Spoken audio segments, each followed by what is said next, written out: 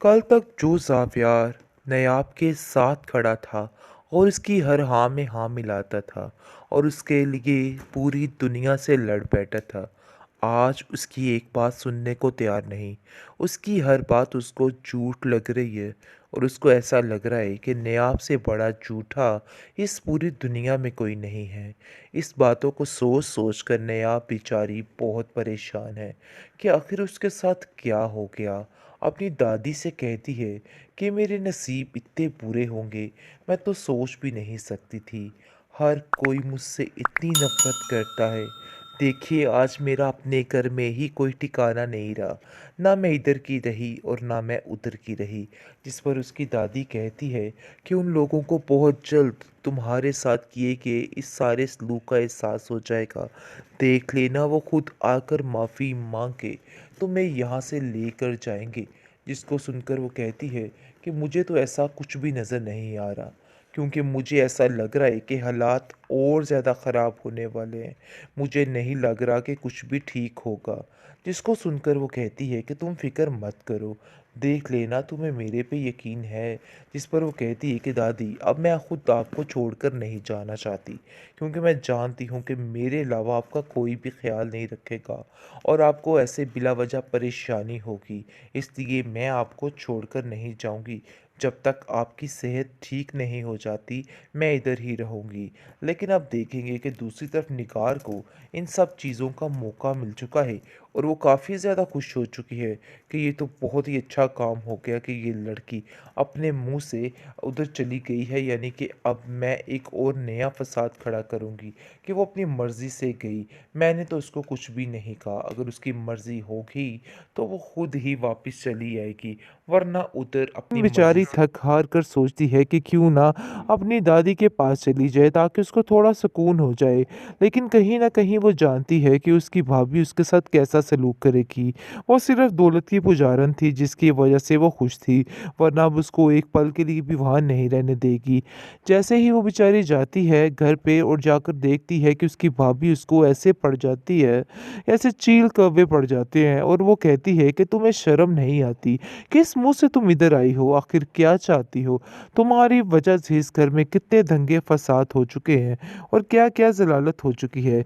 अब मजीद इस तरह की कोई भी बात हम लोग बर्दाश्त नहीं कर सकते। बेहतर यही है कि तुम यहाँ से चली जाओ। इसको सुनकर वो कहती है कि पहले तो आपके मिजाज ही नहीं मिलते थे।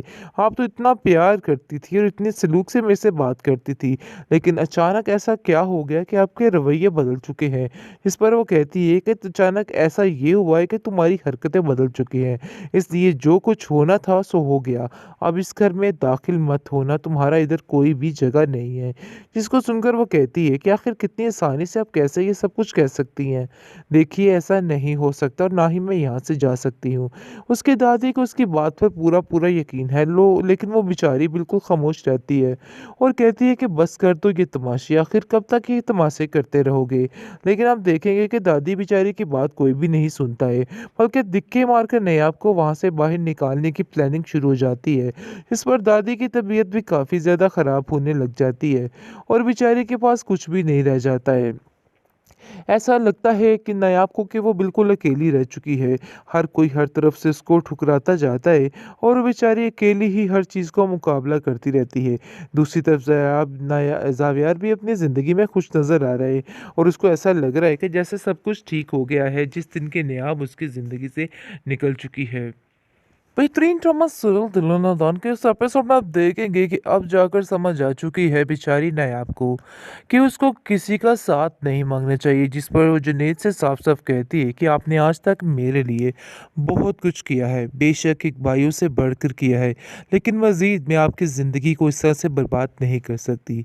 मैं जाऊंगी और जाकर जावियार से दो टोक बात करूंगी और इसको बताऊंगी कि आखिर असल हकीकत क्या थी, और ये सारा कुछ मैं बात शेयर करूंगी और हैदर को भी वापस वापस लेके आऊँगी। लेकिन जैसे ही आप देखेंगे कि वो बेचारी जाती है और जाकर ज़ावियार से बात करना चाहती है, लेकिन कोई भी इसको आगे नहीं होने देता। और बात ये है कि जवेरिया जो है वो आगे आ जाती है और कहती है कि तुम यहाँ से आगे नहीं बढ़ सकती। यानी कि तरह-तरह की बातें उस पर करती है और तरह-तरह ज़लील करने की कोशिश करती है और कहती है कि तुम्हारी हिम्मत कैसे हुई? तुम जैसी लड़कियाँ इतनी बेधड़क होकर कैसे ऐसी बातें कर लेती है?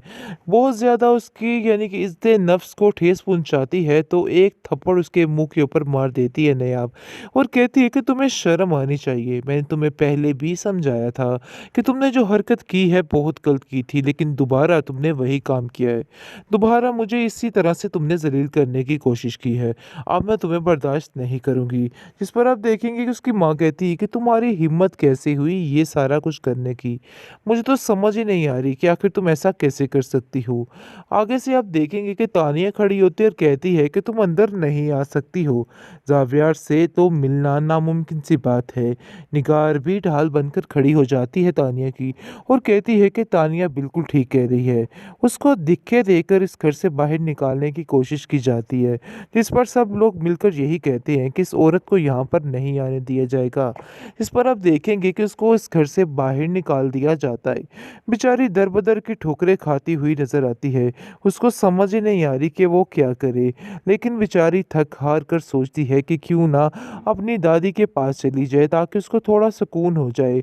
लेकिन कहीं न कहीं वो जानती है कि उसकी भाभी उसके साथ कैसा सलूक करेगी। वो सिर्फ़ दौलत की पुजारन थी जिसकी वजह से वो खुश थी, वरना अब उसको एक पल के लिए भी वहाँ नहीं रहने देगी। जैसे ही वो बेचारी जाती है घर पे और जाकर देखती है कि उसकी भाभी उसको ऐसे पड़ जाती है, ऐसे चील कौवे पड़ जाते हैं और वो कहती है कि तुम्हें शर्म नहीं आती? किस मुँह से तुम इधर आई हो? आखिर क्या चाहती हो?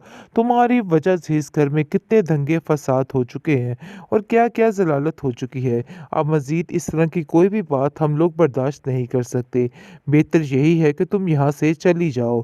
जिसको सुनकर वो कहती है कि पहले तो आपके मिज़ाज ही नहीं मिलते थे। आप तो इतना प्यार करती थी और इतने सलूक से मेरे से बात करती थी। लेकिन अचानक ऐसा क्या हो गया कि आपके रवैये बदल चुके हैं? इस पर वो कहती है कि अचानक ऐसा ये हुआ है कि तुम्हारी हरकतें बदल चुकी हैं। इसलिए जो कुछ होना था सो हो गया। अब इस घर में दाखिल मत होना, तुम्हारा इधर कोई भी जगह नहीं है। जिसको सुनकर वो कहती है कि आखिर कितनी आसानी से आप कैसे ये सब कुछ कह सकती हैं?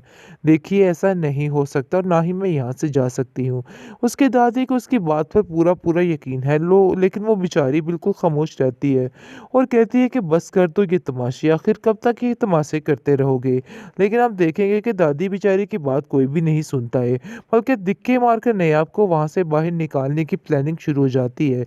इस पर दादी की तबीयत भी काफ़ी ज़्यादा ख़राब होने लग जाती है और बेचारे के पास कुछ भी नहीं रह जाता है।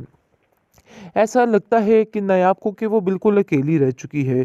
हर कोई हर तरफ से उसको ठुकराता जाता है और वो बेचारी अकेली ही हर चीज़ का मुकाबला करती रहती है। दूसरी तरफ ज़ावियार भी अपनी ज़िंदगी में खुश नज़र आ रहा है और उसको ऐसा लग रहा है कि जैसे सब कुछ ठीक हो गया है जिस दिन की नायाब उसकी ज़िंदगी से निकल चुकी है।